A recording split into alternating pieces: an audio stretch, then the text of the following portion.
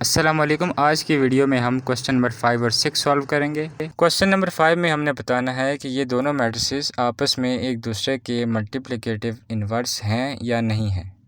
तो जब भी हमने ये चेक करना हो कि कोई भी दो मैट्रिसेस एक दूसरे के मल्टीप्लिकेटिव इन्वर्स हैं या नहीं हैं, तो हम ए बी को और बी ए को मल्टीप्लाई करेंगे। अगर ए बी और बी ए दोनों को मल्टीप्लाई करने से हमारा आंसर आइडेंटिटी मैट्रिक्स बन जाता है, तो हम ये कहेंगे कि दोनों मैट्रिसेस एक दूसरे के मल्टीप्लिकेटिव इन्वर्स। अब हम पहले मैट्रिक्स को ए का नाम दे देंगे और दूसरे मैट्रिक्स को बी का नाम दे देंगे। और सबसे पहले हमने ए बी को मल्टीप्लाई करना है। ए बी को मल्टीप्लाई करने के बाद हमने इन एलिमेंट्स को ऐड करना है और ऐड करने के बाद हमारे पास जो आंसर आएगा वो एक आइडेंटिटी मैट्रिक्स बनेगा। इसके बाद हमने बी ए को मल्टीप्लाई करना है। बी पहले लिखना है और ए बाद में लिखना है। इन दोनों मैट्रिसेस को अब हमने मल्टीप्लाई करना है। पहले मैट्रिक्स के फर्स्ट रो को दूसरे मैट्रिक्स की दोनों कॉलम से और फिर पहले मैट्रिक्स की सेकंड रो को दूसरे मैट्रिक्स की दोनों कॉलम से मल्टीप्लाई करेंगे। मल्टीप्लिकेशन के बाद इसको सिंप्लीफाई करेंगे और आखिर में हमारा आंसर आइडेंटिटी मैट्रिक्स बन जाएगा। तो जैसा कि ए बी और बी ए दोनों मैट्रिसेस आइडेंटिटी मैट्रिक्स के इक्वल आए हैं, तो इसलिए हम ये कह सकते हैं कि मैट्रिक्स ए और बी एक दूसरे के मल्टीप्लिकेटिव इन्वर्स हैं। क्वेश्चन नंबर 6 के अंदर हमें A B D matrices given है और हमने पार्ट 1 के अंदर ए बी का होल इन्वर्स प्रूव करना है B inverse multiply A inverse के। सबसे पहले हम लेफ़्ट साइड लिखते हैं। लेफ़्ट साइड के अंदर हमने ए बी का होल इन्वर्स फाइंड करना है, तो ब्रैकेट के अंदर मौजूद हमने ए और बी को मल्टीप्लाई करना है और फिर इनका इन्वर्स लेना है।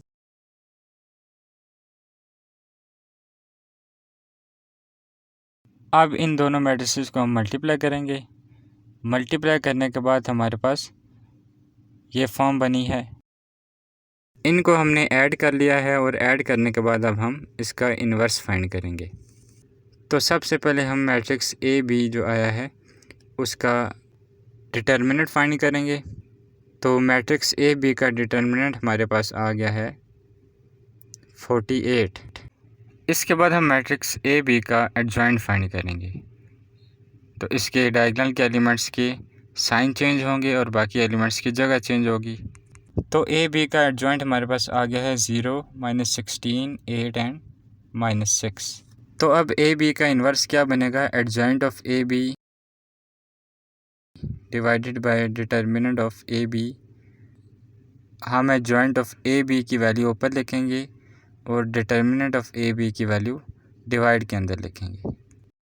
48 को अब हम चारों एलिमेंट से डिवाइड कर देंगे तो हमारे पास ए बी का होल इन्वर्स आ जाएगा।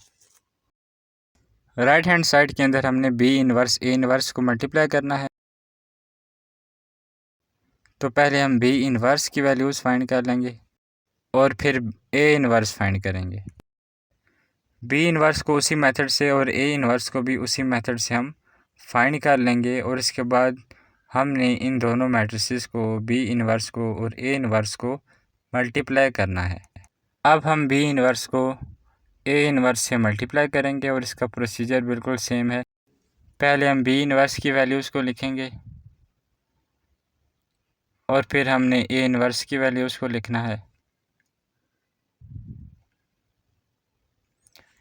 इन दोनों मैट्रिसेस के नीचे दो नंबर्स मौजूद हैं, आपने उनको अलग मल्टीप्लाई करना है और मैट्रिसेस को आपने अलग मल्टीप्लाई करना है। इन दोनों मैट्रिसेस को मल्टीप्लाई करेंगे और नीचे दो नंबर 6 और 8 को हम अलग मल्टीप्लाई करेंगे और मल्टीप्लिकेशन को सॉल्व करने के बाद हमने डिवाइड के अंदर जो नंबर 48 है उससे चारों एलिमेंट्स को डिवाइड कर देना है। अब हमारा इस मैट्रिक्स का आंसर आ जाएगा 0, 1/6, -1/8, -1/3। तो इस तरह हमारी left hand side right hand side के इक्वल आ चुकी है। तो ये थी हमारी एक्सरसाइज 1.5। उम्मीद करता हूँ कि आपको ये अच्छी तरह समझ आ गई होगी।